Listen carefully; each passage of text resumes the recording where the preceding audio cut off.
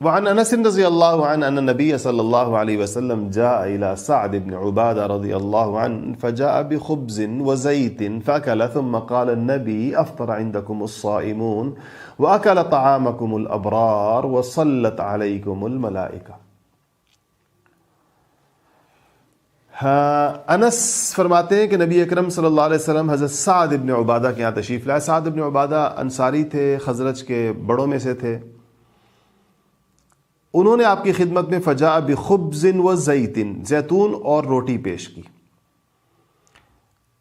ثم قال، فاکل، آپ نے نوش فرمائی، پھر آپ نے فرمایا افطر عندکم الصائمون، دعا دی کہ تمہارے ہاں روزے دار افطار کریں۔ افطر عندکم الصائمون، تمہیں اللہ تعالیٰ ایسی توفیق اور ایسی سعادت عطا فرمائے کہ روزے دار تمہارے پاس افطار کریں۔ وَأَكَلَ طَعَامُكُمُ الْأَبْرَارُ، اور تمہارا کھانا جو ہے نیک لوگ کھائیں۔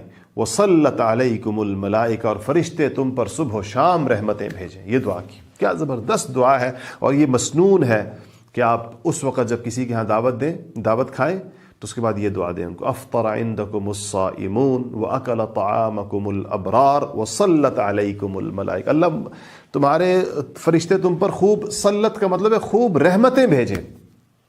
صلت، صلی، اللہم صلی علی، جیسے ہم کہیں وہ یہ والا صلی ہے، صلت کہ فرشتے تمہارے اوپر کیا کریں، خوب رحمتیں بھیجیں۔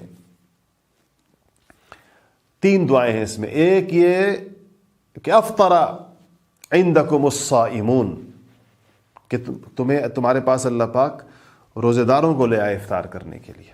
وَأَكَلَ طَعَامَكُمُ الْأَبْرَارُ، تمہارا کھانا نیک لوگ کھائیں۔ اس لیے انسان کو اپنے گمان کے مطابق جن کو وہ نیک سمجھتا ہے ان کو کھانے کھلانے چاہیے، دعوتیں کرنی چاہیے ان کی۔ یہ خاص حضور کی دعائیں نے ایک اور حدیث شریف بھی حضور نے فرمایا کہ تمہارا کھانا متقیوں کے علاوہ کوئی نہ کھائے۔ اس کا مطلب یہ نہیں ہے کہ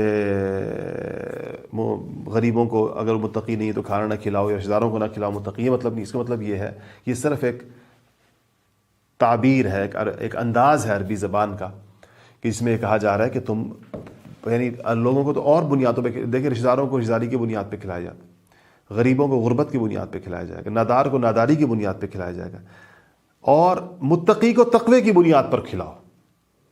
یہ مطلب ہے اس بات کا کہ جہاں تم اور بنیادوں پر، ساری بنیادوں کے مطابق کھانا کھلانا چاہیے، رشتہ داری کی بنیاد پہ کھانے کھلانے چاہیے، رشتہ داروں کو کبھی کبھی بلایا کر اپنے گھروں میں دعوت کے لیے، اور غریبوں کو کھلانا چاہیے ان کی ناداری کی وجہ سے، نیک لوگوں کو کھلانا چاہیے ان کی نیکی کی وجہ سے، چاہے وہ مالدار ہو یا غریب ہو، انسان کو اس سے فائدہ ہوتا ہے۔